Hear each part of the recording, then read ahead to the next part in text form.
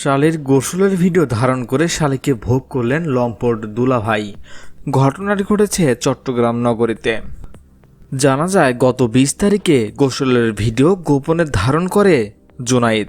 তা সামাজিক যোগাযোগ মাধ্যমে ছড়িয়ে দেওয়ার হুমকি দিয়ে রাতে বাসায় একা পেয়ে ওই তরুণীকে ধর্ষণ করেন তিনি। এ সময় চিৎকার করে মেয়েটি ইজ্জত ভিক্ষা চাইলেও রেহাই পাননি তার দুলাভাইয়ের হাত থেকে। এই ঘটনায় একটি মামলা দায়ের করা হয়েছে। এ বিষয়ে সদর থানার ভারপ্রাপ্ত কর্মকর্তা ওসি গোলাম রব্বানী বলেন, ঘটনার খবর পেয়ে বৃহস্পতিবার আমরা তাকে গ্রেপ্তার করি। গ্রেপ্তারের পর আমরা তাকে আদালতে সোপর্দ করেছি। মামলার তদন্তে আমরা আদালতের কাছ থেকে 5 দিনের রিমান্ড আবেদন করেছি। দর্শক, নিজের দুলাভাই কিভাবে এই ধরনের কাজ করতে পারে? এমন দুলাভাইয়ের কি শাস্তি আপনারা আশা করছেন? অবশ্যই কমেন্ট করে জানিয়ে দিবেন আপনাদের মূল্যবান মতামত। এখনকার মতো এখানেই শেষ। পরবর্তী আপডেট জানতে সাথে থাকুন। ধন্যবাদ।